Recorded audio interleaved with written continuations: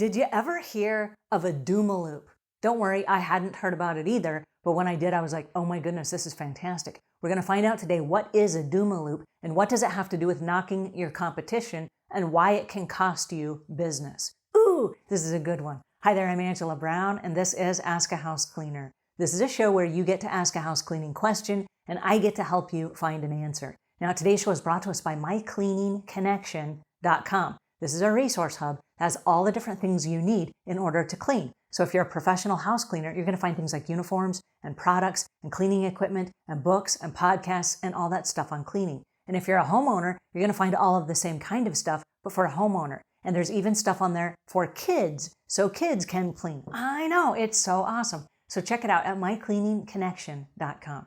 All right, on to today's show. This is a very interesting show because it's all about the negativity that we deal with within our business and also on social media and stuff like that, where people start knocking their competition. So to join us today is an expert in the industry. This is Liz Trotter, backed by popular demand. She's with Castle Keepers and the Castle Keepers Institute, which does lots of training for house cleaners and maids. She also owns another company, which is a house cleaning company that she's had for years called American Made. And we caught up with her today at the American Made headquarters, where she was kind enough to give us some of her time and share with us a little bit about the Doomaloop. All right, please help me welcome the amazing, the one and only Liz Trotter. Okay, so today's topic is how knocking your competition can hurt you.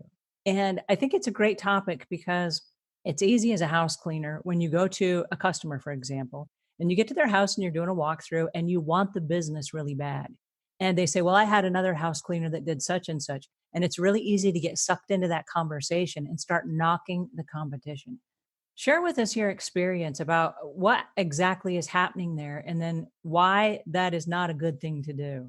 There are so many reasons why it's not a good thing to do. And I'm a little bit passionate about it. So I'm going to try really hard not to just ramble. The first thing is you don't want to be sending negativity out into the world above all other things. Every time you send negativity out, I believe it comes back to you. So I just got to get that out there before I say anything else. Just don't do it because of that one reason. But there are some other really good business reasons why.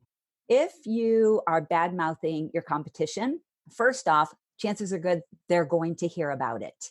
And if they hear about it, they're probably going to start doing the same thing to you. They're probably going to start telling people bad things about you.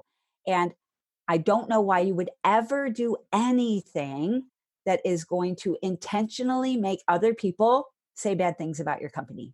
We see this a lot in the political races where one candidate will start knocking each other. I see instead of someone saying, these are my merits, I just see them knocking their competition. And I'm thinking for every time you say that person's name, I'm thinking of that person. I'm not thinking of you.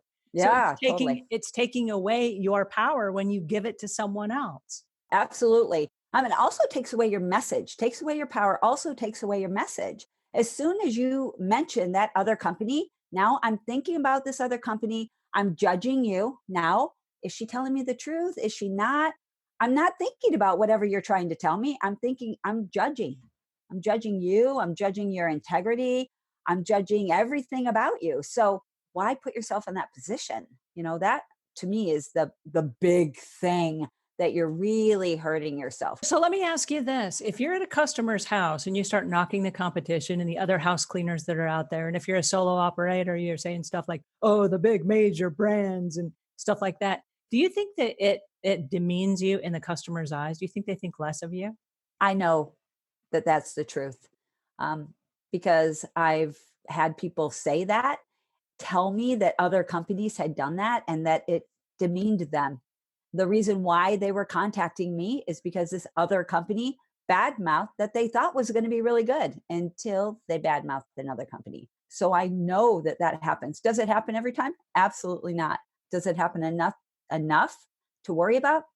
Absolutely. It 100%. I believe that. I know that it does. As a massive cleaning conglomerate, you get to be on the inside and watch the house cleaners. What is the importance of, as a business owner, not bad mouthing your competition to your employees? So from my perspective, we're all in the same industry. And to build up our industry, which is the most important thing to me. We need to build our entire industry. We can't be chipping away at it. Every time we chip away at a company, we're chipping away at ourselves, at our entire industry. We want to be able to lift each other up. And there are ways to lift up your competition, but also show how you're still the better choice potentially for this customer. And I think that's where people get kind of stuck. They feel like, but I have to say what they're doing bad to show what I'm doing well. And I don't think that's true. I think you can say what you're doing well without saying what other people are doing wrong. Well, and I think when you reinforce that as an industry, we're all growing and we're uplifting each other, I think it reinforces a customer's good buying decision to hire an outside house cleaner instead of just doing the house cleaning themselves if they don't have the time or the availability to do that. Yeah, absolutely. I love that. I love that perspective. All right, so I got one more question for you. All righty. What about bad mouthing competition among peers? So let's say that you are a coworker, your employees, and they go on a job and they start talking bad, talking smack about each other, about the other people inside your company. All right. Well, you'll remember what I said. The very first point for me is don't throw that negativity out into the world because it's going to come back to you. I just can't see any benefit from doing that. And so I actively work against that happening. There is zero good that can come from it. And I have a lot of good that can come from building people up and showing people what they're doing well and pointing those things out so that they're better, we're better, together we all grow. Tagging onto what you just said, I think it's a way to kind of reinforce the positivity in the area because people kind of gravitate towards people that are happier versus people that are just negative. Yeah. You get around people that are negative, it kind of creates this weird, well, you know what happened to me. And it's just, Yep. it's a downward spiral that everybody Yep. gets wrapped up in. Yep. Doomaloop. Yep. Don't like it. Doomaloop? Doomaloop. Yeah. You create Doomaloop. a loop of doom. You create that loop of doom. Everybody starts thinking more and more bad stuff. I haven't heard that. I love that. Yeah. No, Doomaloop.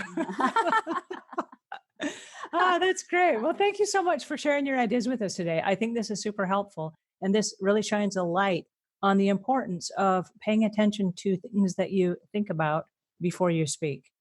Alrighty, and that was Liz Trotter. All right, now you have new tools in your toolbox. You know the reasons why we can't knock our competition. It's going to be a huge challenge, but I challenge every one of you to step up to the plate and realize that whatever's going on outside your business, let it stay outside your business. Don't make it a part of your business. All right, if you found this helpful, please pass it on to a friend. If we've earned your subscription, please subscribe. And until we meet again, leave the world a cleaner place than when you found it.